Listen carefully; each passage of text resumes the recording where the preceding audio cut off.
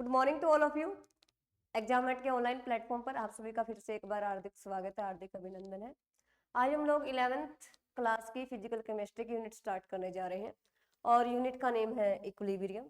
ये आपकी physical chemistry की यूनिट है। इक्विलिब्रियम को हम लोग दो पार्ट्स में पढ़ेंगे, केमिकल इक्विलिब्रियम और आयनिक इक्विलिब्रियम। केमिकल इक्विलिब्रियम के जो मेन टॉपिक है वो आपके equilibrium constant, relation between Kp and Kc, gives free energy और mix numerical.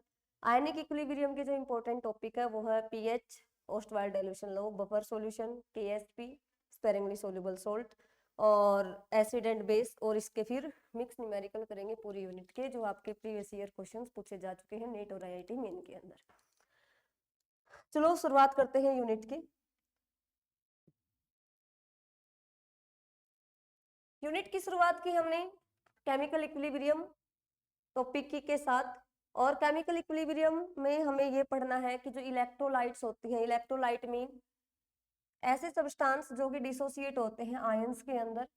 For example HCl, HNO3, NaCl, H2SO4, NH4OH और NH4Cl। ये आपके एसिड भी हो सकते हैं, बेस भी हो सकते हैं और क्या हो सकते हैं, सोल्ट भी हो सकते हैं। आगे देखिए, फिर जो इलेक्ट्रोलाइट दो पार्ट में आपके क्लासिफाई किए गए हैं, स्ट्रॉन्ग इलेक्ट्रोलाइट और वीक इलेक्ट्रोलाइट। स्ट्रॉन्ग इलेक्ट्रोलाइट का मतलब क्या है, ऐसे इलेक्ट्रोलाइट जो कंप्लीटली डिसोसिएट हो जाए आयंस के अंदर, उनको हम बोलेंगे स्ट्रॉन्ग इलेक्ट्रोलाइट। वीक इलेक्ट्रोलाइट क्या है, ऐसे इलेक्ट्रोलाइट जो आपके पार्शियली डिसोसिएट होते हैं आयंस के अंदर, उनको बोलते हैं वीक इलेक्ट्रोलाइट। जैसे एसिटिक एसिड है, एसिटेट आयन में और H पॉजिटिव में डिसोसिएट हो रहा है। स्ट्रॉन्ग की पहचान क्या है, आपको स्ट्रॉन्ग के अंदर जो ये एरो है ये आपको सिंगल एरो मिलेगी, और वीक के अंदर आपको जो एरो है वो आपको डबल हेडेड एरो मिलेगी, मतलब बैकवर्ड डायरेक्शन भी मिलेगी और फॉरवर्ड डायरेक्शन भी मिलेगी। दूसरा तरीका क्या है, हम लोग फाइंड आउट कर सकते हैं कि गिवन इलेक्ट्रोलाइट स्ट्रॉन्ग है या वीक है, तो वो हम लोग फाइंड आउट कर सकते हैं अल्फा की वैल्यू से। ये अल्फा क्या है, डिग्री ऑफ डिसोसिएशन। अगर ये 100% है, 1 के अप्रोक्स है, तो ये होगी स्ट्रॉन्ग इलेक्ट्रोलाइट, और अगर ये 5% है यानी कि 0.05 इसकी वैल्यू है या इसके आसपास है, तो ये होगी अपनी वीक इलेक्ट्रोलाइट। अब जो ये स्ट्रॉन्ग और वीक इलेक्ट्रोलाइट है, it can be acid, it can be base और इट कैन बी सोल्ट। तो जो एसिड है अपने, जो वीक इलेक्ट्रोलाइट के अंदर कंसीडर किए जाते हैं, वो पहला है HCN, A denote for acid और B denote for base. Hydrogen cyanide CH3COH, acetic acid C6H5COH, benzoic acid. आगे है NH4OH, अमोनियम हाइड्रोक्साइड, AlOH की होल थ्राइस, एल्यूमिनियम हाइड्रोक्साइड। ठीक है। अब आगे किसी भी बेस के अंदर हम ये कैसे पता लगा सकते हैं कि कौन सा बेस लिया है और कौन सा क्या लिया है एसिड के अंदर। देखिए आगे, मान लो कि ये अपने पास सोल्ट है CH3COONA।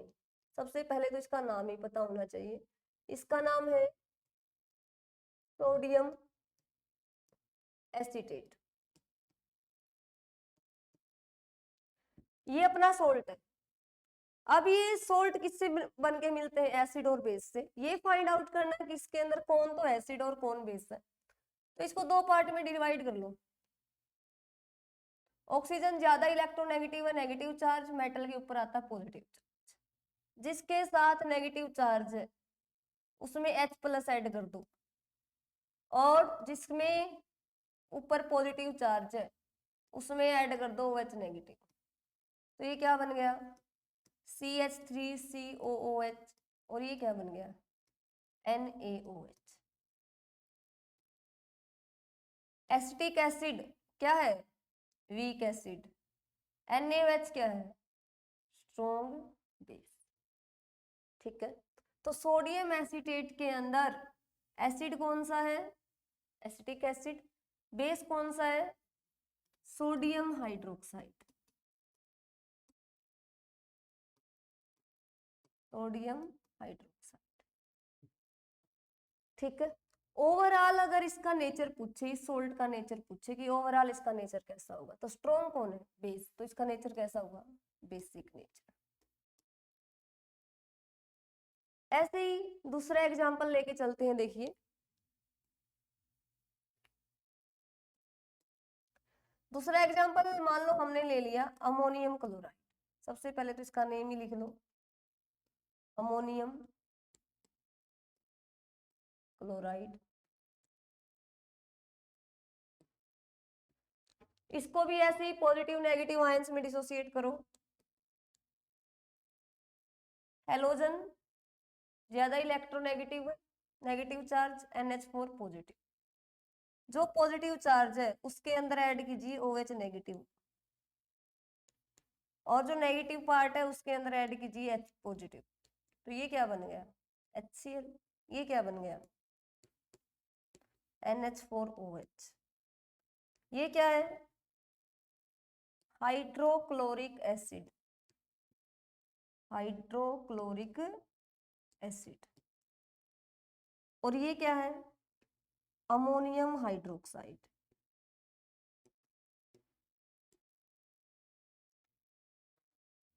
अमोनियम हाइड्रोक्साइड क्या है? वीक बेस, WB से डिनोट करते हैं। HCl क्या है? Strong acid. अब इन दोनों में से स्ट्रॉन्ग कौन है? एसिड है भाई स्ट्रॉन्ग, तो इसका नेचर कैसा हुआ? Acidic nature. ये आपके बहुत काम की चीज है बेटा, पूरी इक्विलिब्रियम यूनिट में काम आएगी।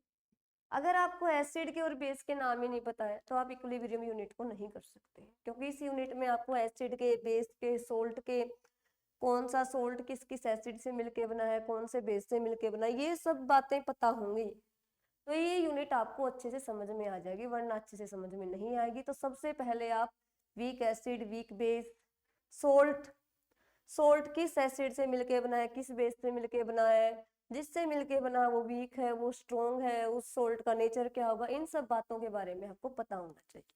ठीक है, इतनी बातें आगे समझिए।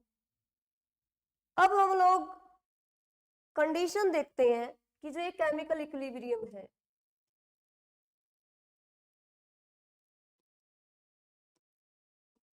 ये किस टाइप की रिएक्शन के अंदर होगा, यानी कि क्या कंडीशन है उसके लिए।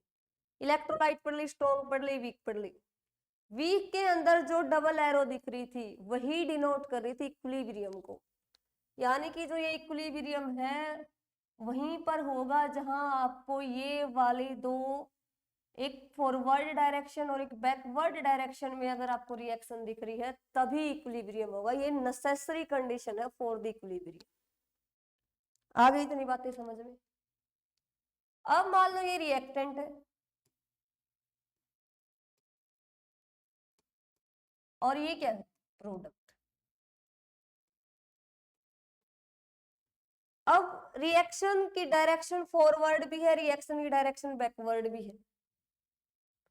ऐसी रिएक्शंस जिसमें रिएक्टेंट से प्रोडक्ट और प्रोडक्ट से वापस रिएक्टेंट बन जाता है, ऐसी रिएक्शंस को हम लोग बोलते हैं रिवर्सिबल रिएक्शन। रिवर्सिबल रिएक्शन, ठीक है। जैसे कि आपके पास गाड़ी है, आप उसको आगे भी लेके जा सकते हो, पीछे भी लेके जा सकते हो। ऐसे ही रिएक्शन आगे भी मूव कर सकती है, रिएक्शन पीछे भी मूव कर सकती है। ये एक खास पहचान है ऐसी रिएक्शन की जिसके अंदर इक्विलिब्रियम का फिनोमिना आपका पॉसिबल है। सबसे पहली कंडीशन है जो रिएक्शन है वो क्या होनी चाहिए? रिवर्सिबल। और रिवर्सिबल रिएक्शन सिर्फ और सिर्फ कौन सी इलेक्ट्रोलाइट के केस में होगी? वो होगी वीक इलेक्ट्रोलाइट के केस में। यानी कि पहले तो हमें इलेक्ट्रोलाइट का पता होना चाहिए, और इलेक्ट्रोलाइट के अंदर भी कौन सी इलेक्ट्रोलाइट के बारे में पढ़ना हमें? Weak electrolyte. अब इसके अंदर इक्विलिब्रियम कब आएगा? इक्विलिब्रियम की कंडीशन क्या है? जब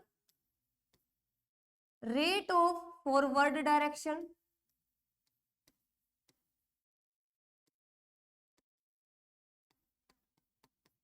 is equal to rate of backward direction.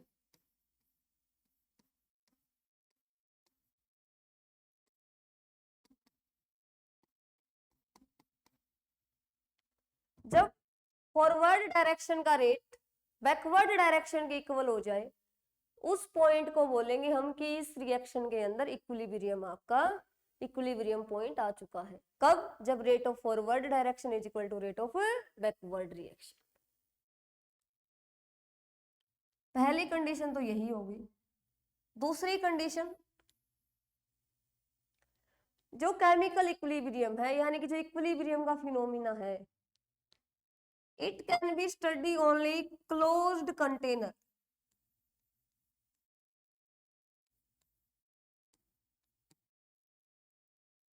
इनके लिए जो आप एक्सपेरिमेंट परफॉर्म कर रहे हो उसका कंटेनर का क्लोज होना जरूरी है।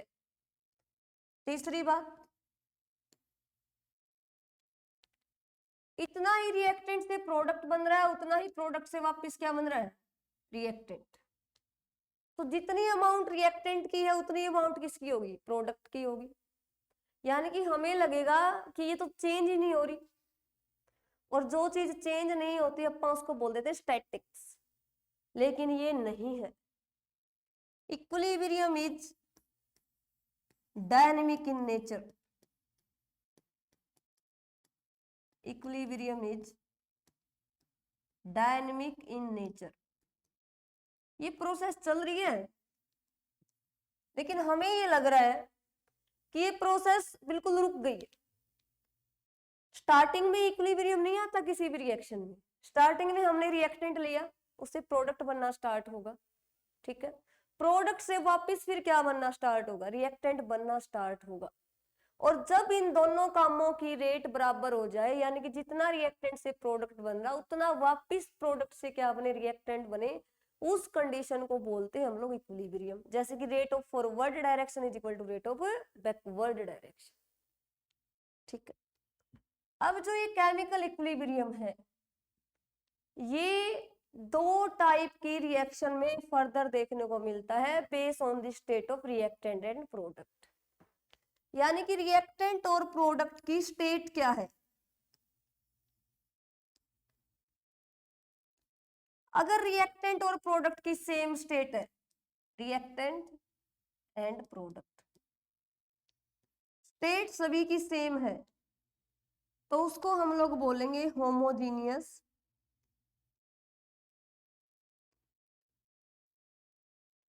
Chemical equilibrium. और जब स्टेट डिफरेंट हो जाए रिएक्टेंट के और प्रोडक्ट के, उसको हम बोलेंगे हेट्रोजीनियस केमिकल इक्विलिब्रियम। आगे बात समझ में। अगर इनके एग्जाम्पल देखने हो तो एग्जाम्पल कैसे देख सकते हैं हम लोग। एक रिएक्शन है आपके सामने, हैबर प्रोसेस, जिसके द्वारा किसकी फॉर्मेशन होती है, अमोनिया की फॉर्मेशन होती है। इस यूनिट में बार बार यूज होगी ये रिएक्शन। इसके अंदर जो नाइट्रोजन है वो भी गैस है, हाइड्रोजन है वो भी गैस है, और जो अमोनिया है वो भी गैस की फॉर्म में आपका प्रोड्यूस हो रहा है। तो रिएक्टेंट और प्रोडक्ट सबकी जो स्टेट है वो सेम है। तो ये कौन सी इक्विलिब्रियम का एग्जांपल हुआ, होमोजेनियस केमिकल इक्विलिब्रियम, ठीक है। अब बात करते हैं डिफरेंट ये हेट्रोजेनियस केमिकल इक्विलिब्रियम की। हेट्रोजेनियस केमिकल इक्विलिब्रियम के अंदर क्या होगा कि जो अपना रिएक्टेंट और प्रोडक्ट है उसकी जो स्टेट है वो चेंज हो सकती है। फॉर एग्जांपल देखिए, कैल्शियम कार्बोनेट डिसोसिएट हो रहा है, calcium oxide plus CO2। CO2 क्या है, गैस है, कैल्शियम ऑक्साइड सॉलिड, और कैल्शियम कार्बोनेट भी क्या है, सॉलिड है। तो जो स्टेट है रिएक्टेंट और प्रोडक्ट की वो क्या है, अलग अलग है, इसलिए इसको हम क्या बोलेंगे, हेट्रोजेनियस केमिकल इक्विलिब्रियम। बातें समझ में आ रही है आपको सभी को।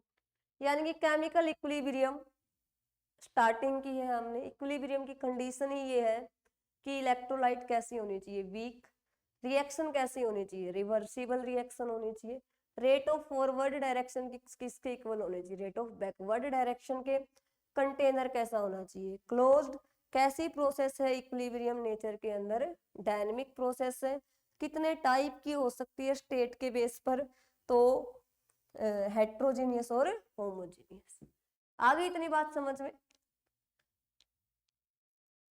आगे देखिए इसका एक्सप्रेशन निकालते हैं केमिकल इक्विलिब्रियम के लिए।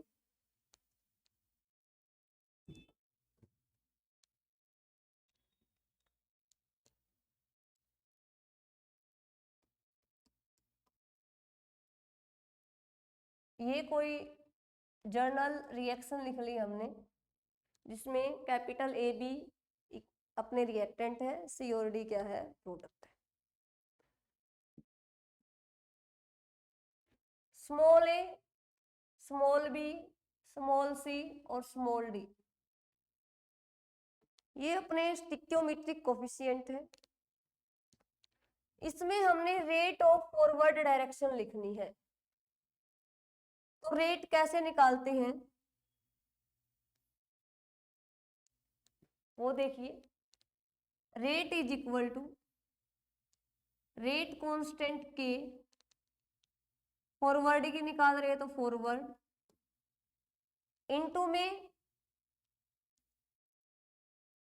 Concentration of reactant.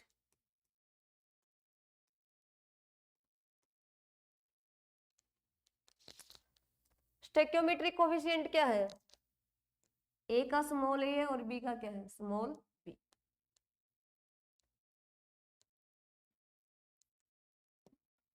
अगर बैकवर्ड रिएक्शन के लिए रेट निकालना है तो वो क्या होगा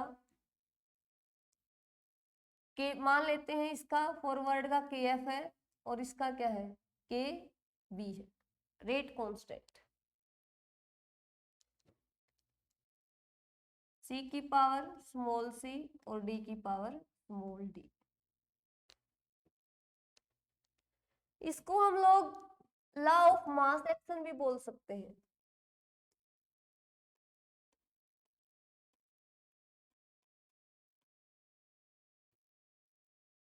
क्या बोलता है लॉ ऑफ मास एक्शन, कि किसी भी केमिकल रिएक्शन का अगर रेट निकालोगे तो वो डायरेक्टली प्रोपोर्शनल होगा power reactant product of reactant and their power raise to stoichiometric coefficient. फिर हमने प्रोपोर्शनलिटी कांस्टेंट को किससे रिमूव करेंगे, के एफ से, क्योंकि हम फॉरवर्ड के निकाल रहे हैं, और बैकवर्ड वाले में किससे रिमूव कर देंगे, के बी। आगे बात समझ में, ये इक्वेशन नंबर 1, ये इक्वेशन नंबर 2। इक्विलिब्रियम के ऊपर क्या होगा, rate of forward direction is equal to rate of backward direction. यानी कि ये क्या निकाली अपन ने, रेट ऑफ फॉरवर्ड डायरेक्शन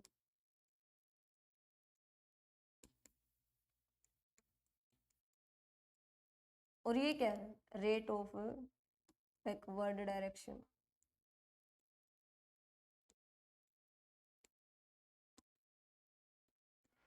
इससे पहले वाले ही टॉपिक में पढ़ा था हमने, इससे प्रीवियस स्लाइड पे जो करवाया था, कि दोनों का रेट इक्वल होना चाहिए, फॉरवर्ड का भी और बैकवर्ड का भी।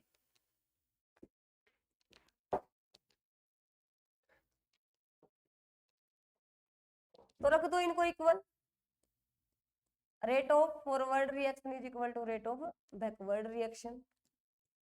के एफ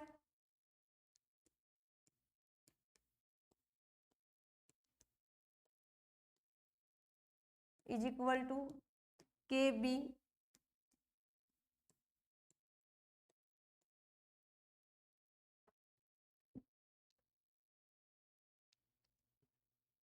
इसको उस साइड लेके जाइए और के बी को इस साइड लेके आइए। के एफ बाय में क्या आ गया, के बी आ गया, is equal to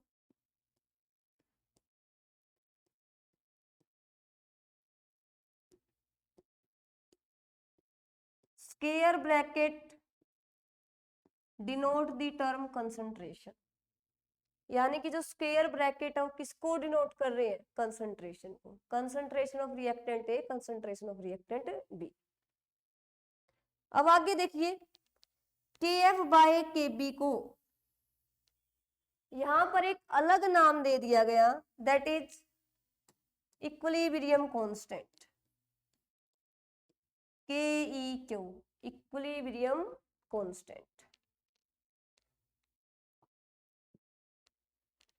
rate of forward is equal to rate of backward, reactant की कंसंट्रेशन डिवाइड में कर दी, के एफ बाय के बी क्या आ गया, इक्विलिब्रियम कांस्टेंट आ गया। आगे इतनी बात समझ में। अब आगे जो ये इक्विलिब्रियम कांस्टेंट है, ये फर्दर 2 टाइप्स का होता है। क्या ये इक्विलिब्रियम कांस्टेंट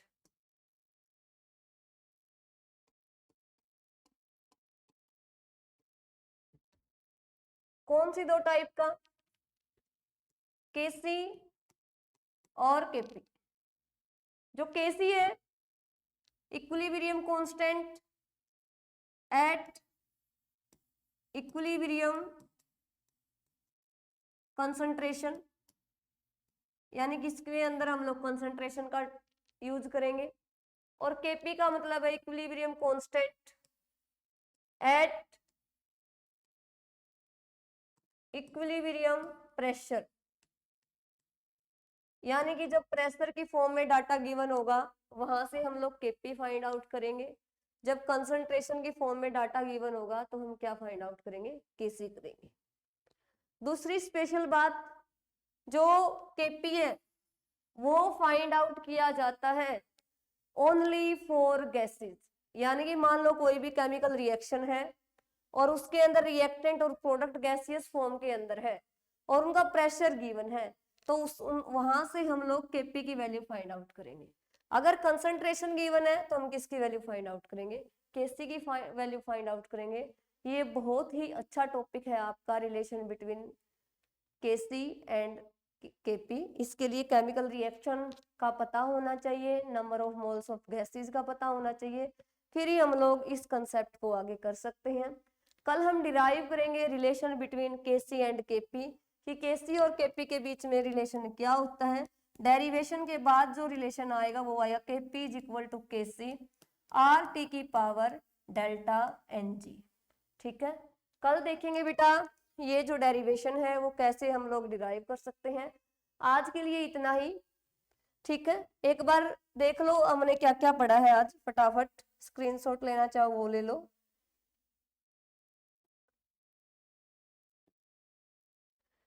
इक्विलिब्रियम नाम की यूनिट स्टार्ट की थी जिसके अंदर 2 मेजर पार्ट है, केमिकल और आयनिक। केमिकल के ये टॉपिक पढ़ेंगे हम लोग और आयनिक में ये टॉपिक पढ़ेंगे। ठीक है, थोड़ी सी लेंथी यूनिट है आपकी।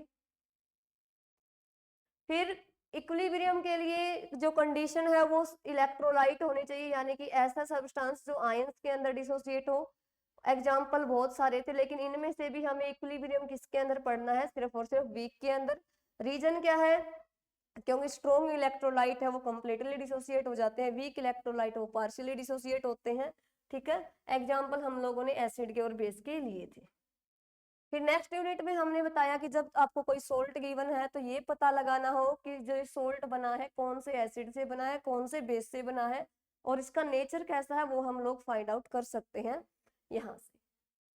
आगे है कि जो केमिकल इक्विलिब्रियम है उनकी कंडीशंस क्या क्या है, यानी कि उसकी कैरेक्टरिस्टिक क्या क्या है, कि रेट ऑफ फॉरवर्ड डायरेक्शन किसके इक्वल होने चाहिए, rate of backward reversible reaction होनी चाहिए, वीक इलेक्ट्रोलाइट होनी चाहिए, क्लोज कंटेनर होना चाहिए।